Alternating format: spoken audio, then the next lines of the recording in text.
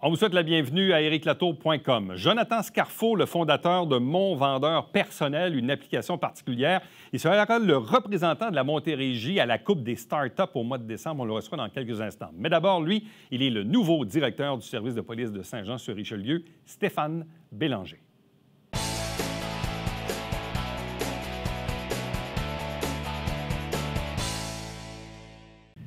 Le service de police de Saint-Jean-sur-Richelieu a un nouveau directeur en la personne de Stéphane Bélanger qui est avec nous. Bonjour et bienvenue. Félicitations.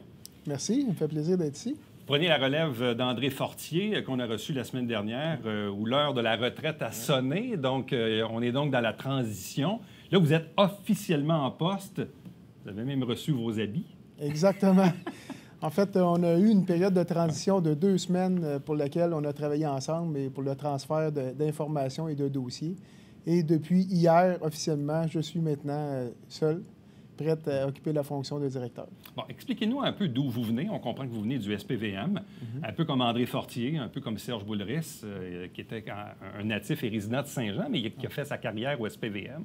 Donc, qu'est-ce qui fait qu'un gars du SPVM décide de venir, je ne dis pas de terminer sa carrière, mais disons venir continuer sa carrière à Saint-Jean? Oui. En fait, moi, je suis natif de Rimouski, dans le Bas-Saint-Laurent, et je suis déménagé dans la grande région de Montréal pour devenir policier à l'âge de 19 ans. Donc, j'ai commencé ma carrière à la ville de Terrebonne pour par la suite faire 31 ans, presque 32 ans au SPVM. Donc, en entrant au service de police de Montréal à 20 ans, donc j'ai pu prendre ma retraite à 52 ans. Évidemment, 52 ans, c'est beaucoup trop jeune pour arrêter une carrière policière quand on a encore le feu sacré du travail. Alors, après avoir pris ma retraite au SPVM, j'ai vu l'affichage de poste de Saint-Jean-sur-Richelieu. Alors, les défis qui étaient inscrits dans l'affichage correspondaient en tout point avec ce que je souhaitais accomplir comme mission et ce qui m'a amené à postuler à la ville de Saint-Jean pour occuper cette fonction-là. Mais on voit souvent ça dans le cas des policiers. Il y a 2 choses qui se passent. Ils prennent la retraite début cinquantaine. Dans certains cas, d'autres vont quitter le métier pour se développer une nouvelle passion ou un autre profil professionnel, s'ouvrir un commerce. Et dans d'autres cas, comme le vôtre, comme celui d'André Fortier ou de Serge Boulris, c'est de continuer, dans le fond, la carrière, mais dans une autre fonction, celle de diriger un service de police. Oui, vous avez raison. En fait, moi, j'ai occupé différentes fonctions au SPVM jusqu'à la fonction d'assistant directeur, où j'avais la responsabilité des 32 postes de quartier de l'île de Montréal. Donc, c'est autour de 3200 policiers.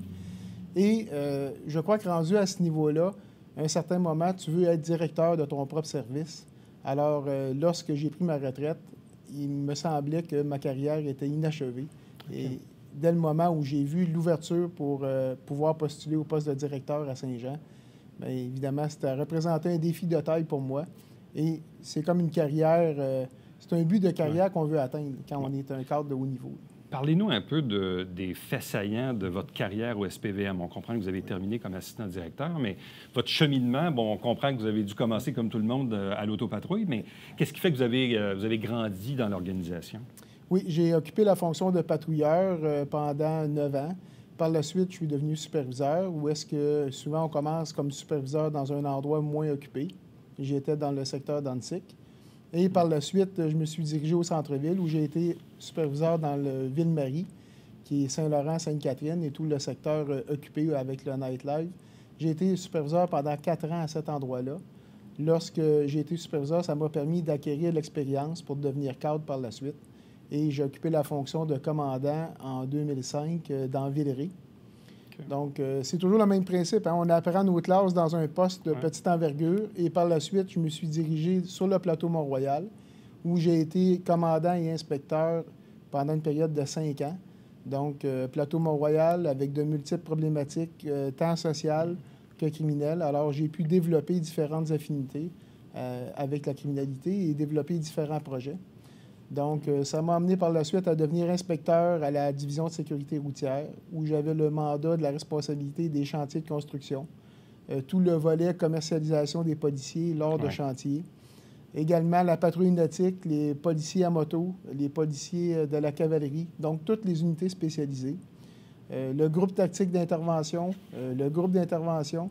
Bref, ça m'a amené à connaître différentes facettes du travail policier, à gérer différents policiers dans des domaines qui m'étaient jusqu'à présent inconnus. Et par la suite, bien, je suis monté dans l'administration au quartier général, où est-ce que j'ai eu la possibilité également de gérer le 911. Le 911 Montréal, c'est 230 employés civils. C'est beaucoup de monde, beaucoup de travail dans des conventions collectives qui sont différentes. Et par la suite, on m'a confié le poste d'assistant directeur à la direction des opérations. Une feuille de route assez bien garnie. Mais là, il manquait un élément, celui d'être directeur de son propre service de police. Exactement. Et c'est la raison pour laquelle j'ai appliqué ici. Parce que, dans le fond, après avoir fait une maîtrise à l'ENAP, j'avais également un certificat à l'Université de Montréal, quelques cours ou séminaires au HEC. Bref, j'avais tout le bagage pour occuper une telle fonction, mais ça n'avait comme pas à donner là, au cours Encore de ma faut-il carrière. qu'il y ait une opportunité, et là, il y en avait une. Qu'est-ce qui vous attire à diriger un service de police comme celui de Saint-Jean-sur-Richelieu? En fait, le service de police de Saint-Jean, c'est un service de police quand même d'envergure, avec 100 policiers permanents, autour de 48 à 50 policiers temporaires ou auxiliaires. Donc, la grosseur du service de police, c'est quand même, ça représente un défi important. Et il y a un aspect que je dois vous mentionner, c'est qu'avec une population de 100 000, on passe au niveau 2 de service. Donc, actuellement, on est au niveau 1, c'est-à-dire que en bas de 100 000, il y a différentes tâches ou fonctionnalités qu'un service de police doit donner à la population. Mais en passant au niveau 2, bien, c'est tout un défi. Il y a plusieurs fonctions qui sont ajoutées. Il y a un volet enquête qui est différent. Donc, on voit vraiment là un développement pour le service de passage du niveau 1 à 2. Bon, parce que le 100 000 de population, Saint-Jean-sur-Richelieu va possiblement l'atteindre d'ici 1 à 2 ans, ou à peu près selon les prévisions démographiques. Même politiquement, ça va changer les choses parce qu'il va y avoir obligatoirement un comité exécutif, un chef de cabinet, même 2 nouveaux conseillers pour l'élection de 2025. Au niveau de la police, on monte au niveau 2.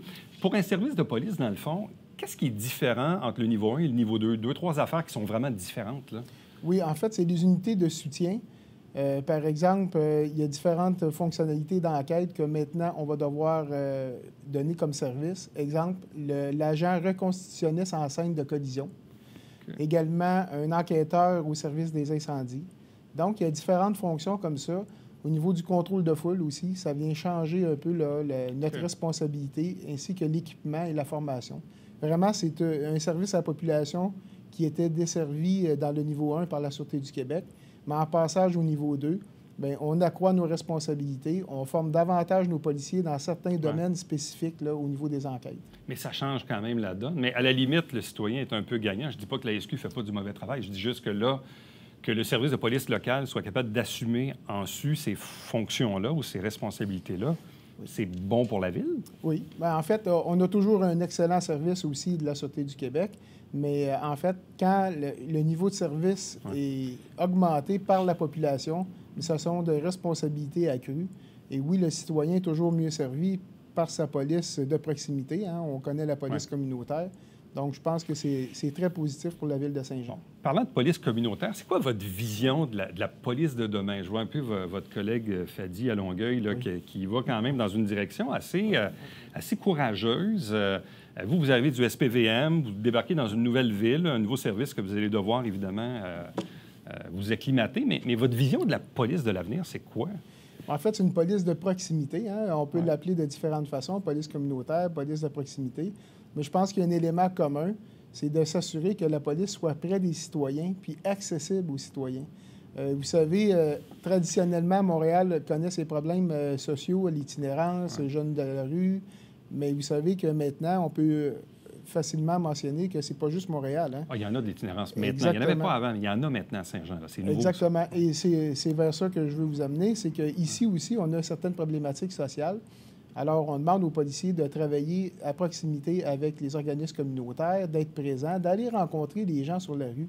Les gens sans domicile fixe, souvent, les gens craignent le facteur d'itinérance, mais habituellement, ce ne sont pas des gens violents, c'est plutôt des gens dans le besoin pour lesquels les services policiers doivent collaborer pour aider ces gens-là avec les organismes. Bon. Vous arrivez ici dans un service de police où ça va relativement bien, surtout au niveau des relations de travail. Je pense, et je ne dis pas ça pour le flatter, mais André Fortier a fait beaucoup parce qu'à son arrivée, les relations de travail étaient drôlement difficiles. Et là, on l'a vu même récemment, une convention collective qui s'est renouvelée à une vitesse éclair. Oui. C'est assez incroyable. Donc, vous arrivez dans un moment où les relations de travail sont bonnes. Donc, je présume que vous voulez les maintenir. Bref, c'est quoi vos premiers contacts avec les policiers depuis 2-3 semaines?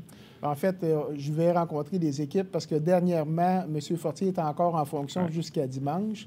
Alors, dans la transition, évidemment, on laisse le soin à M. Fortier d'aller rencontrer ses policiers avant le départ. Mais sachez que le mandat est très clair. Je dois continuer dans les traces de M. Fortier, qui a connu un grand succès. C'est un homme qui est très près de ses employés, qui est très, très, très rigoureux dans le travail. Alors, mon mandat est de m'assurer que les relations demeurent saines. On travaille de concert avec la fraternité, avec le syndicat. C'est ce qui a fait le succès de M. Fortier. Parce que vous l'avez dit tantôt, au SPVM, il y a eu des montagnes russes en termes de relations de travail. Là, vous avez été au cœur de ça. Là, donc, de débarquer ici, dans une place où ça va bien, ça doit faire le bonheur. Oui. Je présume. En fait, c'est qu'on peut mettre du temps Ça fait ailleurs. une épine de moins dans le pied, là, disons. Exactement, mais dans le fond, je suis chanceux parce que j'ai accès à un service de police qui est fonctionnel, qui va très bien. Les policiers me semblent très heureux. Je regarde les relations entre les policiers et M. Fortier que j'ai vu dans le poste, c'était vraiment cordial. Alors, l'avenir me semble prometteur. Une ville aussi généralement assez sécuritaire, toute criminalité stable ou même à la baisse. On a connu, comme d'autres villes, nos années de motards, mais ça, c'est dans les années plus 90. Là, ça s'est calmé. Quoi qu'il y a eu une petite recrudescence il y a quelques années, mais ça s'est calmé à nouveau. Donc, on est quand même dans un milieu, jusqu'à preuve du contraire, qui est assez sécuritaire, là. Oui, c'est un milieu sécuritaire. Bref, quand on regarde les rapports annuels d'année en année, on voit une baisse de la criminalité quand même là, constante. Je crois qu'il faut mettre beaucoup d'énergie sur les problématiques mineures qui dérangent le citoyen. Vous savez, dans les conseils de ville, les conseils d'arrondissement à Montréal, c'était pareil. Les gens demandent beaucoup d'interventions en sécurité routière. C'est sûr, la sécurité routière, ça touche tout le monde. Et je suis profondément convaincu que le nouveau conseil municipal va vous en parler parce que les 30 candidats qui sont venus en entrevue ici, ils ont tous dit la même chose au porte-à-porte. Ça roule trop vite dans mon quartier. Le problème, c'est que c'est souvent les citoyens du quartier qui roulent trop vite, mais eux-mêmes disent que ça roule trop vite. Un peu de contradiction, mais ça va venir. Et clairement, tous les politiciens ont dit qu'ils voulaient baisser ça à 40 kilos. Là. Bon. La commande va sûrement vous être passée. Il faudra regarder. Bref, je pense que le passage à 40 km/h, là, vous savez, il y a déjà un projet pilote ici. Ça ne règle pas tous les maux. Je sais. Je pense que la configuration là, technique des rues et des empêchements pour empêcher les véhicules de rouler rapidement, il y a aussi une question de perception. Alors, on travaille avec ça et puis on peut demander aux policiers, là, nous comme patrons, d'aller faire certaines opérations pour justement valider la vitesse. Des fois, on est dans la perception et des fois, c'est la réalité aussi. Vrai. Maintenant, il faut adapter chaque remède là, à chaque situation. Stéphane Bélanger, merci beaucoup. Bienvenue à nouveau. Bon mandat à vous, puis au plaisir de se reparler dans les prochains mois, prochaines semaines, lorsque vous aurez aussi une meilleure connaissance des dossiers. Exact. De façon plus pointue, bien évidemment, on aura l'occasion d'en discuter. Merci beaucoup. C'est un plaisir pour moi. Merci. Restez avec nous, puisqu'au retour, on reçoit Jonathan Scarfo, président de Mon Vendeur Personnel. Il est le représentant de la Montérégie à la Coupe des startups.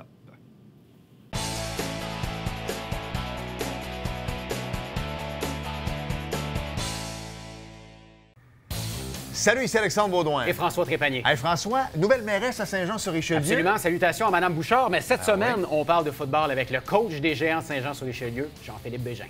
Manquez pas ça.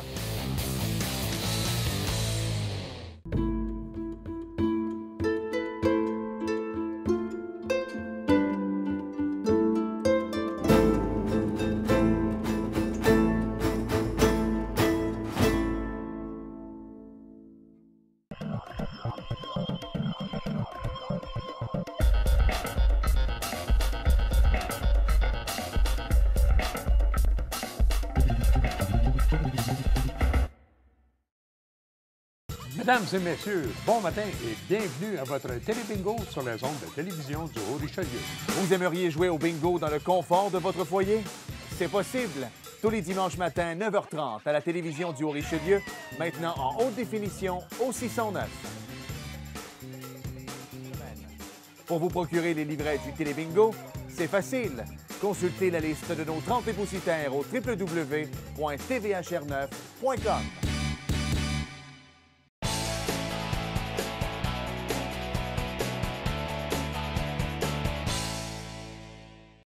Il sera le digne représentant de la Montérégie à la Coupe des startups. Il est président de Mon Vendeur Personnel. C'est Jonathan Scarfo qui est avec nous. Bonjour et bienvenue. Et félicitations. Merci. Bon, tout d'abord, c'est quoi la Coupe des startups? C'est un événement organisé par le regroupement des jeunes chambres de commerce du Québec. Dans le fond, c'est avant la pandémie, c'était un concours un peu dans un ring, dans le fond. Un concours de pitch, c'est un discours qui résume ton entreprise, dans le fond, en 30 secondes, en 1 minute, très, très, très court. Puis il y a 2 adversaires, entre guillemets, qui se confrontent dans un ring de boxe. Donc, la cloche sonne, ding, ding, ding. Tu as 1 minute pour dire ce que tu as à dire. La cloche finit, l'autre a c'est un combat de discours d'entreprise, si on veut.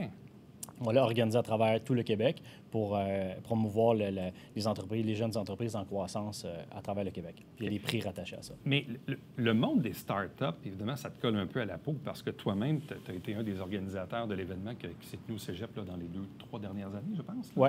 Donc, les startups, c'est quelque chose qui t'allume, là.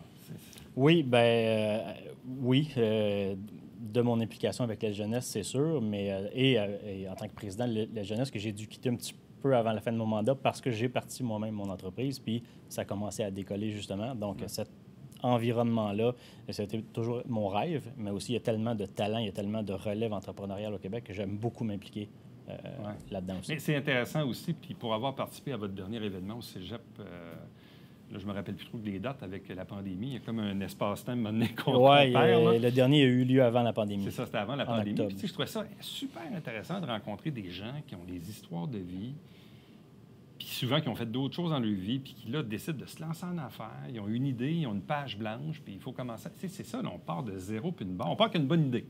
Oui. Beaucoup de bon vouloir. Oui, il y en a qui essaient quelque chose, puis finalement, ça fonctionne, puis là, ils se retrouvent avec « Hey, ça marche mon affaire, par où je commence? Il y en a d'autres, mon cas aussi, avec l'équipe, on avait une idée, un produit complètement nouveau, puis il faut que tu partes de A à Z, complètement de rien, puis tu essaies de commercialiser ton produit, puis de bâtir l'entreprise avec ça, à travers ça. Là, toi, entre-temps, puis ça, on avait déjà parlé brièvement, c'est Mon Vendeur Personnel, une entreprise que tu as fondée il y a quoi, 2-3 ans peut-être? En fait, en 2000, c'est moi et mes partenaires en 2000. J'ai rencontré mes partenaires en 2018. Donc, eux avaient commencé en 2017. Moi, de mon côté aussi, j'ai quitté l'AB, mon travail, en 2015. On avait chacun la même vision, chacun, avant de se rencontrer. Puis finalement, la vie a fait que, dans un concours de pitch, d'ailleurs, que j'ai remporté, puis j'ai rencontré mon futur partenaire là, on s'est parlé. Puis en 2018, on a mis nos forces ensemble. Puis voilà, donc ça a commencé vraiment à décoller en 2018. Et c'est quoi comme entreprise? En fait, nous, on a une entreprise en technologie. On a développé des systèmes pour aider les clients à mieux magasiner dans les commerces physiques. Donc, contrairement à en ligne, où est-ce que les gens sont habitués d'acheter en ligne, ils ont en quelques clics, ils ont accès à toute l'information du monde. Par contre, moi, je viens du commerce de détail dans les magasins physiques. Et maintenant, quand on rentre dans un magasin, on s'attend à avoir de l'information rapidement, comme lorsqu'on magasine en ligne. Mais ce n'est pas le cas. Il y a la pénurie de main-d'œuvre qui embarque. Donc, et il n'y a pas beaucoup de technologies qui sont intégrées dans les magasins physiques. Puis la majorité des ventes, 90% des ventes, se font encore dans les magasins physiques. 90 Oui, tout dépendant des domaines. Là, les quincailleries, c'est encore plus que ça. Il y a certains domaines, la chaussure, les vêtements, il y a une bonne part qui vont en ligne, mais la majorité, c'est encore dans les magasins physiques. Puis c'est là qu'on a le moins de services, malheureusement. Donc, nous, notre mission, c'est d'intégrer les technologies dans ces magasins-là pour venir supporter les employés humains pour mieux offrir le service. Ça suppose quoi? Qu'on rentre dans un magasin physique et que là, qu'on arrive sur un tableau, comme on dit en franglais, un touchscreen, je ne sais pas, puis là, on va chercher de l'info, mais alors qu'on est physiquement à l'intérieur du magasin? Oui, c'est un des éléments. En fait, nous, on a les 3 éléments principaux. Il y a une borne interactive, en fait, qu'on a développée avec... voilà le bon terme. Borne, j'aime mieux le terme. Oui, il y a toutes sortes d'écrans dans un magasin. Il y a des écrans de publicité, ces choses-là, mais effectivement, nous, on a fait une borne un peu comme chez McDonald's, si on veut. Là. Quand tu sais ce que tu veux puis tu ne veux pas attendre à la caisse, tu vas à la borne, la grande borne blanche, là, puis tu commandes tes trucs, le coupon, il sort à la machine, puis tu vas plus vite à la caisse sans attendre en ligne pour faire ta commande. Donc, nous, notre objectif, c'était de faire un assistant virtuel pour tous les commerces. Donc, sur une application mobile, à la base, mon vendeur personnel qui me suit dans ma main, dans mes poches, à chaque fois que je rentre. Souvent, les gens ont magasiné en ligne, ils savent un peu ce qu'ils veulent. Mais quand ils ont décidé d'aller faire l'achat en magasin, il y a une raison. Ils veulent du service, ils veulent toucher le produit. Donc, rendu en magasin, où est ce produit-là? Donc, souvent, les gens attendent, bon, c'est dans quelle allée, sur quel étage. Ensuite de ça, je veux de l'information sur le produit. Donc, une application mobile, c'était l'idée principale. Mais on a travaillé beaucoup avec les quincailleries et centres de rénovation, qui sont des grands magasins, grandes superficies, beaucoup de pénurie de main-d'œuvre. Ils nous ont demandé de faire une borne de commande, justement, entre autres au comptoir des matériaux, pour que les gens aient un endroit physique à toucher. Bien, c'est surtout dans les grandes surfaces. Puis je donne un exemple. Récemment, j'avais un truc à aller acheter au Canadian Tire que je savais. Là, je l'ai regardé, j'ai dit, OK, ils en ont 3 en inventaire. Ça, c'est pratique. On le sait qu'ils l'ont dans le magasin. Ouais. Mais des fois, il est dans le magasin, mais il n'est pas sur la tablette. Ouais. Puis là, bien évidemment, je ne sais pas, moi, c'est dans quelle foutue rangée. Là. Si d'avance, je savais que c'est dans la rangée 43, bien, je me rendrais dans la rangée 43. Et là, vois-tu, là, j'ai accroché un employé, puis c'était long. Puis là, l'employé m'a dit, ça a rangé 72. On arrive là, c'est pas sa tablette. Là, le gars, il regarde sur son bidule, puis il dit, il y en a en arrière. Bon, finalement, une demi-heure après, je suis parti avec le produit. Mais tu sais, tout ça pour dire que si j'avais eu, comme tu dis, peut-être une application plus efficiente, je serais arrivé, peut-être que ça aurait accéléré mon achat, disons. C'est exactement ça le but. Puis en plus, Canadian Tire ont quand même un bon système. Les grandes entreprises au Canada se sont faites soit une application mobile, soit une borne. Mais l'autre problème, c'est que je dois aller chez Canadian Tire, je dois me télécharger l'appli de Canadian Tire. Exact. Chez l'AB, chez Home Hardware, pas Home Hardware, mais Home Depot. Ça fait bien des applis dans ça le fait bien téléphone, des là. applis. Les gens sont habitués. Je vais sur Google, sur Amazon, je vais sur un site, j'ai toute l'information que je veux. Donc, avec mon vendeur personnel, c'est une seule application. Ou si j'utilise la borne dans le magasin, elle a la même interface dans la quincaillerie ou dans ma pharmacie ou dans mon magasin de vêtements. Les gens ne veulent pas avoir toutes sortes d'applications mais différentes. c'est une autre façon de magasiner. Même récemment, je parlais avec des vendeurs automobiles. Puis les plus vieux vendeurs trouvent ça difficile parce que, oui, ils ont encore un contact avec le client, mais quand le client arrive, là, il est déjà en mode de... Tu sais, il a déjà magasiné son auto en ligne. Là. Ouais. Puis bien souvent, il en sait plus sur le véhicule que le vendeur lui-même, là, tellement qu'il a fait de recherche. C'est ça. Dans le fond, il s'en vient juste comme terminer sa vente, là. Effectivement, il vient... je suis moins dans l'automobile, mais effectivement, c'est un peu partout. Les gens, ils ont tellement d'accès, ils ont tellement accès à l'information en ligne. Je vois une paire de chaussures que je trouve jolie, mais j'aimerais ça l'avoir en vrai. Ouais. C'est ça. Moi, acheter des chaussures en ligne, je ne suis pas rendu là dans ma vie. Mais tu sais, ultimement, je vais l'avoir vue, puis après, je vais aller dans le magasin. Mais encore là, il faut que je la trouve. C'est exactement là que nous, on intervient. Parce que l'achat en ligne, il y a des super compagnies qui font ça, c'est parfait. Mais quand j'ai décidé de me déplacer en magasin, je veux me rendre, je veux la trouver. Là, c'est où? Donc, mon premier réflexe, je vais demander au premier employé. Mais ça ne veut pas dire qu'il le sait parce qu'il y a des nouveaux employés, parce que justement, il y a une pénurie de main-d'œuvre. Puis je ne veux pas toujours parler à un employé. Mais ceux qui veulent parler à un humain encore, c'est extrêmement important, ça. Mais ceux qui vont utiliser la technologie, ça va laisser beaucoup plus de temps pour l'interaction entre humains, pour ceux qui en ont besoin. Tu n'avais pas fait des tentatives à un moment donné en Europe avec certains groupes? Oui, on est allé justement avec c'est un autre organisme, mais il y avait une mission commerciale en France. Donc, j'avais été choisi parmi plusieurs entrepreneurs pour aller là. Puis, effectivement, il y a une demande là-bas. En fait, un de nos partenaires demeure en France, puis commence à tisser des liens. Mais on a quand même choisi de revenir au Québec puis de lancer notre produit ici en premier parce qu'on connaît l'endroit. Puis pour aller lancer en France, il va falloir aller s'établir là plusieurs semaines, plusieurs mois. Au niveau familial, c'est moyen. Mais là, ici, actuellement, au Québec ou sur la Rive-Sud de Montréal, est-ce qu'il y a déjà des entreprises qui font affaire avec vous, avec l'application? Oui, on est dans des RONA, des BMR, Home Hardware. Wow! Oui. Donc, c'est pour ça un peu qu'on faisait partie de l'événement pour les entreprises en croissance. Donc, on a installé notre première borne au Rona Iberville, ici, à Saint-Jean, le lendemain du confinement, le 13 mars 2020. Puis depuis ce temps-là, maintenant, on est dans plusieurs bannières. Là, la grande finale, c'est le 9 décembre. Oui. Il y a 20 000 en bourse. Oui. Quand même pas pire. Quand même pas pire. Et là, dans le fond, vous êtes combien? Là, c'est quoi? C'est un par région? C'est quoi? Toi, tu représentes la Montérégie? Mais... Montérégie et l'Estrie, même. Montérégie et Estrie, il y a... je me souviens pas du nom des régions exactement, mais disons la Gaspésie, Montréal. Vous êtes combien de finalistes, dans le fond? Vous êtes... On va être... 10-15, quoi? Non, je n'ai pas le nombre exact, mais c'est peut-être 7 ou 8. Pas plus que ça. Oui. Dans la Montérégie-Est, on était 6.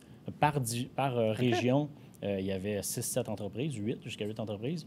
Puis là, les finalistes de chacune de ces régions-là vont aller s'affronter, entre guillemets, le 9 décembre prochain. Puis là, tu vas avoir quoi? 1 minute pour vendre ta salade? Bien, ils nous ont pas encore envoyé les détails, justement, pour la finale, régionale. C'était 4 pitchs de 1 minute sur différents thèmes. Puis là, ils vont nous Là, envoyer on aurait pu d'ici se là. pratiquer, on aurait pu dire, OK, on part le chrono, tu as 1 minute pour me vendre ta salade, go! Oui. C'est ça. Mais c'est un peu ça le principe, là. C'est exactement ça. Ouais. Dans le fond, en 30 secondes, de résumer que nous, on fait un assistant virtuel qui est sur borne interactive, application mobile et des statistiques pour améliorer la pénurie de main-d'œuvre. Tout ça pour la moitié du coût d'un employé. C'est bon, tu l'as fait en moins d'1 minute. On te donne 20 000. Bon, mais je vais revenir sur ça. Bien, félicitations encore une fois pour cette mise en nomination. Bonne chance, évidemment, pour le concours en tant que tel. Mais je trouve ça intéressant de dire que ça existe, ces événements-là, comme la Coupe des startups, puis qu'il y a du monde de chez nous qui y participe. Puis c'est le fun parce que tu as parti d'une entreprise qui est quand même très, très nouvelle. C'est nouveau, là. On est vraiment dans le nouveau, là. Mais bref, ça prend des gens qui innovent aussi pour aller un peu plus loin. Les gens vont continuer de consommer, mais visiblement, ils consomment différemment. Il faut s'adapter. Puis il faut que les commerces s'adaptent aussi. C'est beau de chialer sur Amazon, mais il faut faire de quoi nous autres aussi. Là. Totalement. Les gens sont habitués maintenant aux bornes, sont habitués aux guichets dans les banques. Il faut absolument que le commerce se réinvente et qu'il regarde les nouvelles technologies. Jonathan Scarfo, merci beaucoup. Un plaisir. Restez avec nous. Au retour, le mot de la fin.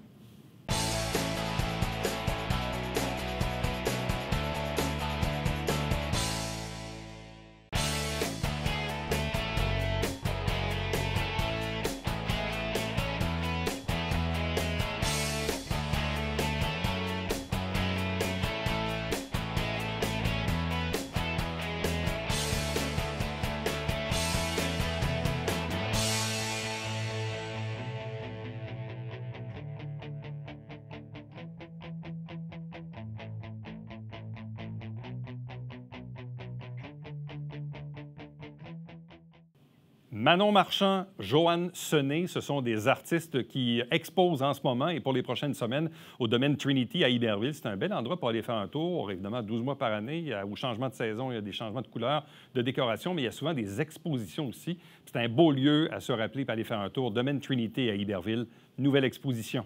À demain. Bye-bye.